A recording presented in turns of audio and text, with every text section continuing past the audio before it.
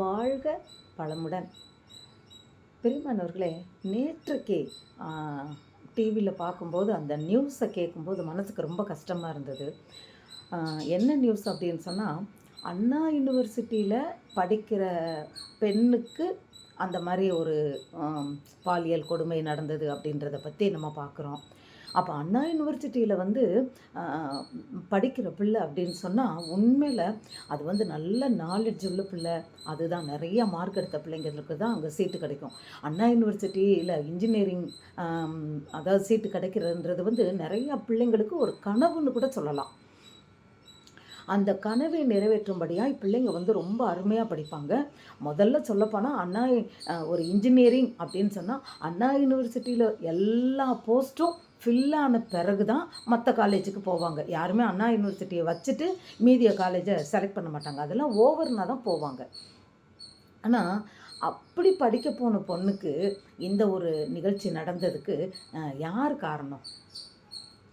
இன்றைக்கு பெண் பிள்ளைகளை பெற்ற பெற்றோர்களுக்காக இந்த வீடியோ. தயவு பண்ணி யாராக இருந்தாலும், நீங்கள் பெண் பிள்ளையவே பெறலைன்னு வச்சுக்கிங்க, பரவாயில்ல, நீங்கள் யாராக இருந்தாலும் இந்த வீடியோவை நீங்கள் முழுசும் பாருங்கள். சின்ன வீடியோ தான், முழுசும் பாருங்கள். தயவு பண்ணி அந்த பெண் குழந்தை இருக்கிறவங்களுக்கு ஷேர் பண்ணுங்கள். இந்த காலத்தில் பெற்றோர் அவங்க அதாவது அதில் முக்கியமாக தாய் தகப்பன் 2 பேருமே சொல்லலாம். அதுலேயும் இந்த பெண் குழந்தைகள் அப்படின்னு வரும்போது நிறைய பங்கு யாருக்கு இருக்குது அப்படின்னா இந்த காலத்தில் தகப்பனுக்கு தான் இருக்குது. ஏன்னா செல்லம், பொண்ணுனாலே அப்பாவுக்கு, அப்பா செல்லம்.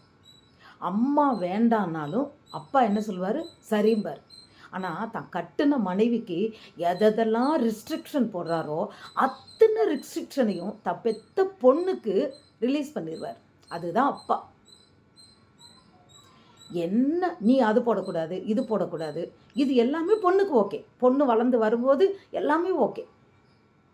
அப்போது தாய் என்ன சொன்னாலும் அந்த பிள்ளைங்க என்ன பண்ணுறாங்கன்னா அப்பாவோட அந்த அரவணைப்பில், அவரோட அந்த பெர்மிஷனில் அவங்க துணிஞ்சு இருக்கிறாங்க.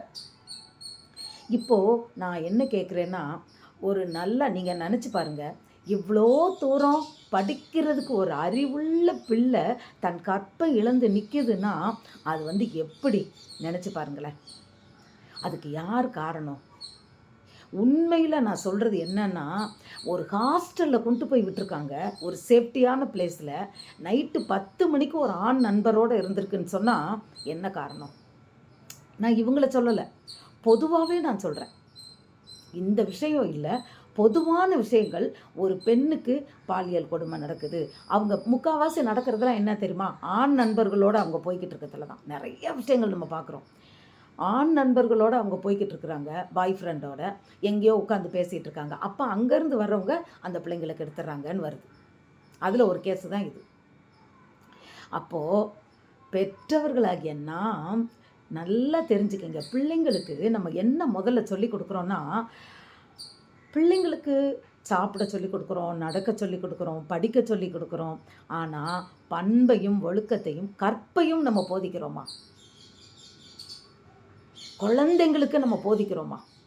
இன்றைக்கி சின்ன பசங்களுக்கு பேட் டச்சு குட் டச்சுன்னு ஒன்று நம்ம சொல்லி கொடுன்றாங்க. அந்த காலத்தில் அதெல்லாம் இல்லை. ஆனால் என்ன சொல்லுவாங்க தெரியுமா? ஆம்பளை பிள்ளைங்களை பார்த்தா பேசக்கூடாது, கொஞ்சம் ரோட்டில் நடந்தேன்னா குனிஞ்ச மேனிக்கு போகணும், எங்கேயும் இப்படி இப்படி திரும்பி பார்க்கக்கூடாது. இதெல்லாம் பெற்றோர் உண்மையில் எனக்கு சொல்லி கொடுத்தது. இதெல்லாம் நான் ஒன்றும் அழகி இல்லை. ஆனால் அந்த காலத்தில் பெற்றோர் குழந்தைங்களுக்கு, எங்கள் வீட்டில் 5 குழந்தைங்கள், 5 பெண் குழந்தைகள். ஆனால் எல்லாருக்கும் சொல்லி கொடுக்குறது என்னென்னா, எங்கள் அம்மா சொல்லுவாங்க, அவங்கவுங்க பயப்படுறாங்க, ஆனால் நான் என் பிள்ளைங்களை வச்சு நான் பயப்படல. ஏன்னா எங்கள் அம்மா எங்களுக்கு அப்படி சிறு குழந்தையிலே கற்றுக் கொடுத்துருக்கிறார்கள். அடுத்தவங்க கொடுத்தது ஆம்பளைங்களோட பேசக்கூடாது, அவங்ககிட்ட வாங்கக்கூடாது. இப்போ என்ன ஆச்சுன்னா சர்வசாதாரணம். எல்கேஜிலேருந்து பாய் ஃப்ரெண்டு. அதனால் அது விகாரமாக தோணலை. அது நல்லதுன்னு ஒரு பக்கம் இருந்தாலும் இப்படி கெட்டதாகவும் மாறுது. அது நல்லதுன்னு தான் அதை கொண்டு வந்தாங்க. ஏன்னா பாலியலை இப்போமே பிள்ளைங்களை பிரிச்சிடக்கூடாது. ஆனால் அந்த காலத்தில் இருந்தது நல்லதாகவே இருந்தது, இந்த அளவுக்கு மோசம் இல்லை. ஆனால் இப்போ காலத்தில் அது தப்பு இல்லை, அவங்க சரளமாக காலேஜுக்கு படிச்சுட்டு போகிறதுல வீட்டுக்கு பாய் ஃப்ரெண்டை கூட்டிகிட்டு வராங்க, அவங்களோட வெளியே போகிறாங்க, பேசுகிறாங்க வித் பெர்மிஷன். யார்? பேரண்ட்ஸோட பெர்மிஷன். பேரண்ட்ஸோட பெர்மிஷனே இல்லாமல் போகிறது தான் இந்த மாதிரி விஷயங்கள். பேரண்ட்ஸ் யாரும் நீ 10 மணிக்கு ஒரு பையனோட உட்காந்து பேசுன்னு சொல்லியிருக்க மாட்டாங்க. அது வித்தவுட் பெர்மிஷன். அப்போது நாம் சிறு குழந்தைகளை, பெண் குழந்தைகளை முக்கியமாக, ஏன்னா ஆம்பளை சொல்லுவாங்க அவன் எங்கே ஊர் சுற்றிட்டு வந்தாலும் அவனுக்கு அதை பற்றி பிரச்சனை இல்லை, அது ஏன்னா இயற்கை அப்படி. ஆனால் பெண் அப்படி இல்லை. சொல்லுவாங்கள்ல, முள்ளு மேலே சேலை விழுந்தாலும் சேலை மேலே முள் விழுந்தாலும் அது சேலைக்கு தான் கேடும்பாங்க.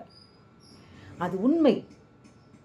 அதுபோல் இந்த பெண் பிள்ளைகளை பெற்றவர்கள் சிறு குழந்தை முதற்கொண்டே கற்புனா என்ன, ஒரு பெண்ணுக்கு கற்பு எவ்வளவு முக்கியமானது, அப்போ அதுக்கு நாம் எப்படி நடந்து கொள்ள வேண்டும், இதை நீங்கள் நினைக்கும் போது எனக்கு இதை போய் சொல்லலாமா? ஏன் குட் டச்சுனா என்ன, பேட் டச்சுனா என்னன்னு சொல்லி கொடுக்கும்போது, அதை கற்றுக் கொடுக்கும்போது இதை கற்றுக் கொடுக்குற தப்பு இல்லையே?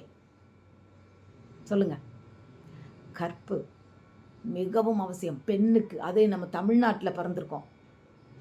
தமிழ் அப்படின்னாலே என்னது சொல்லுவாங்க, கவரிமான் கூட தான் ஒரு முடி இழந்தால் உயிர் போயிருமா. அந்த சின்ன வயசில் நான் படித்த அந்த கற்பை பற்றி நான் படித்த ஒரு செய்தி, அது என் மனசில் ஆழமாக பதிஞ்சது. கவரிமான் தன் ஒரு முடி கீழே விழுந்துருச்சுன்னா அது தான் உயிரையே போக்கிக்கிடுமா. அப்போது பெண்கள், அந்த காலத்து பெண்கள் கற்பிழந்தா பிரியமானவர்களே, கற்பானது அவ்வளவு போற்றி மதிக்கத்தக்க வேண்டிய ஒன்று. அதை நாம் பொக்கிஷமாக பெண் குழந்தைகளுக்கு நாம் அதை பத்திரப்படுத்தி கொள்ளும்படியாக நாம் கற்றுக் கொடுக்க வேண்டும்.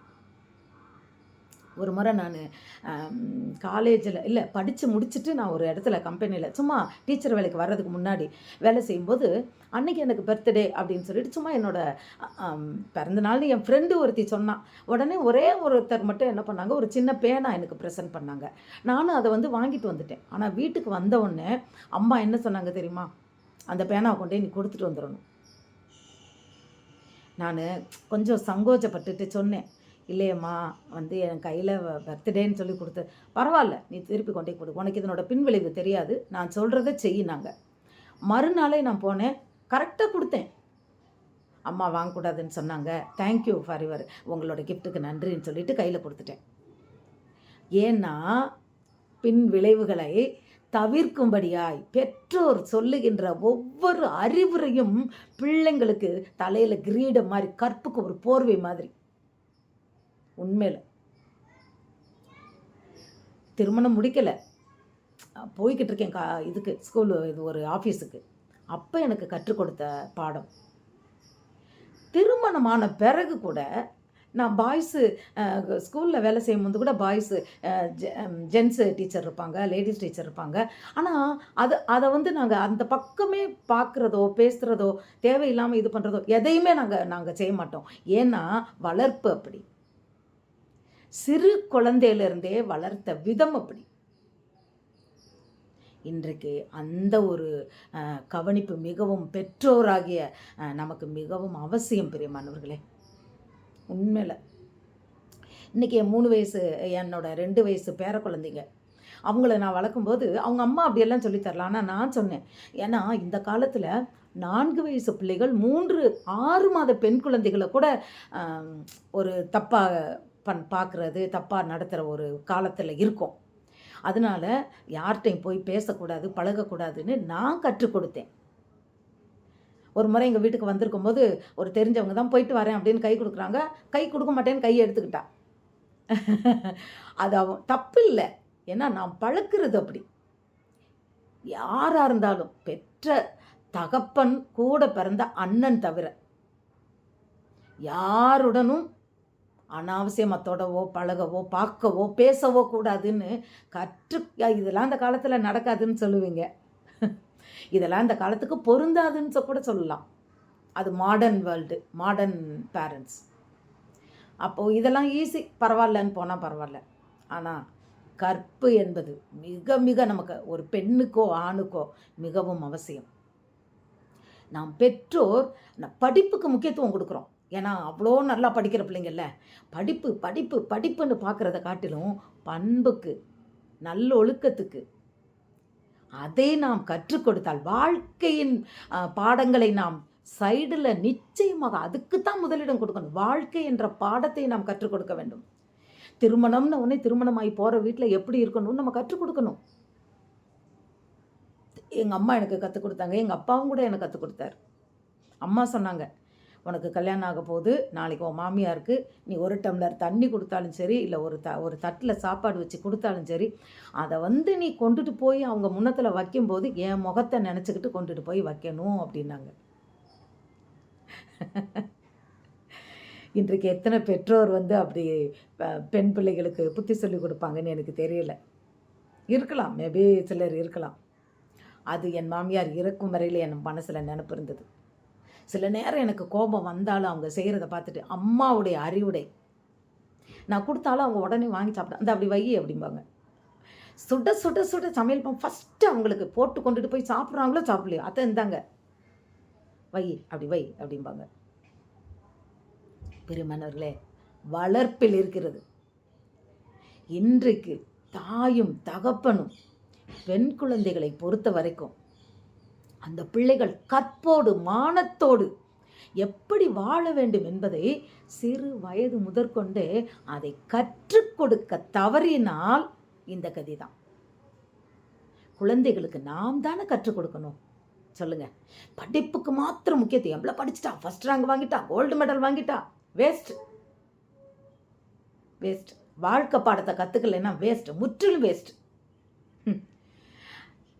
என்ன ஒரு பதவிக்கு போஸ்ட்டுக்கு போனாலும் உலக வாழ்க்கையை வாழ தெரியாத பெண்களாக இருந்தாங்கன்னா, எல்லாத்தையும் புத்தியுள்ள ஸ்ரீ இல்லைன்னா அது வேஸ்ட். அதனால் இன்றைக்கு நான் பெற்றோர்கள் ஒவ்வொருவரையும் நான் கெஞ்சி கேட்டுக்கிறது என்னன்னா, உங்கள் பிள்ளைங்களுக்கு சிறு வயது முதற்கொண்ட, ஏன்னா 6 மாதம் 1 வயசு பிள்ளைங்களெல்லாம் கற்பழிக்கிறான், 90 வயசு கிழவியை கற்பழிக்கிறாங்களாம். சொல்லுங்கள், நாம் நம் பிள்ளைகள் பாதுகாப்போடு பத்திரமாய் அவர்கள் வாழ்க்கை எப்படி வாழணுன்றதற்கு பெற்றோராகிய நாம் தான் கற்றுக் கொடுக்க வேண்டும். பிரியமானவர்களே, பெண் பிள்ளைக்கும் விசேஷித்த விதமாக பெண் பிள்ளைக்கு, ஆண் பிள்ளைகளை ஒழுக்கத்தில் வளர்க்கும் போது தான் அவன் அந்த மாதிரி தப்பு பண்ண மாட்டான். நீங்கள் ஒழுக்கத்தில் வளர்ந்தாலும் அவன் வளர்ந்து வரும்போது அந்த ஃப்ரெண்ட்ஸோடு சேரும்போது அவன் மாறிடுறான். ஆனால் பெண் பிள்ளைங்கள் அப்படி மாற மாட்டாங்க. அவங்க வளர்ந்து வர்றது அந்த சின்ன வயசுலேருந்து நம்ம எதை விதைக்கிறோமோ அது அவங்க மனசில் ஆழமாக பதியும். சொல்கிறாங்கல்ல, அந்த பசுமரத்தாணி போலன்னு, அது அப்படி பதியும். குழந்தைங்களை குளிக்கும் போது சட்டியோடு மற்றவங்க முன்னத்தில் நிற்காத அப்படின்னு சொல்லி வளர்த்தோம்னா அந்த குழந்தை அதே மாதிரி தான் வளரும். நாளைக்கு அப்பா அண்ணனை கூட கிட்ட யாரும் அம்மா கூட விடாது. நான் அதை சொல்லி சொல்லி வளர்த்ததுனால நான் குளிக்க வைக்கிற வரைக்கும் எங்கள் பேத்திங்க 2 குளிப்பாங்க. அடுத்து ஒரு காலகட்டம் வேலைக்காரவங்க வந்தவுடனே அவங்க குளிக்க கூட்டிகிட்டு போனாங்கன்னா மாட்டேன்ட்டாளுங்க. நாங்கள் ட்ரெஸ்ஸை கழட்ட மாட்டோம், நீ என்னை குளிக்க வைக்கக்கூடாது. ஒரு 2 மாதம் 3 மாதம் போராடி நானும் கூட நின்று அதுக்கப்புறம் அவங்கள கொஞ்சம் கொஞ்சமாக நான் அவங்களுக்கு சொல்லி கொடுத்து, அடே ஆண்டி தான்டா, தப்பு இல்லை, ஆச்சி மாதிரி தான், நான் இதை சொல்லி கொடுத்து ரொம்ப கஷ்டப்பட்ட பிறகு தான் அவங்ககிட்ட பிள்ளைங்க ஜட்டியோடு தான் நாங்கள் குளிப்போம்னு சொல்லி குளிக்க பழகினார்கள். ஆம் பெரியமானவர்களை, எல்லாமே நாம் கற்று கொடுப்பதில் இருக்கிறது. நீங்கள் ஒரு விதை விதைச்சிங்கன்னா வேறு விதை முளைக்குமா? இல்லை. கற்பு என்ற விதையை குழந்தைங்க மனசுக்குள் நாம் ஆழமாக பதித்து விட வேண்டும். அது வளரும்போது செடியாக வளரும். அது அவங்களுக்கு பாதுகாப்பை கொடுக்கும். ஒவ்வொரு பெற்றோருக்கும் இந்த கடமை உணர்ச்சியோடு உங்கள் பொம்பளை பிள்ளைங்களை வளங்க, ஆம்பளை பிள்ளைங்களை வளங்க. இது உங்களோட கடமை. இந்த கடமை தவறுனா பிள்ளைங்க தான் சீரழிகிறாங்க. இன்றைக்கு நாம் மனம் திரும்புவோம். நம்மளுடைய வாழ்க்கை முறையை அந்த சொல்லி கொடுக்குற பிள்ளைங்களை வளர்ப்பு முறையில் கவனம் எடுப்போம். பிள்ளைங்களை அருமையாக நாம் பாதுகாத்து கொள்ளும்படியாக நடப்போம். God bless you.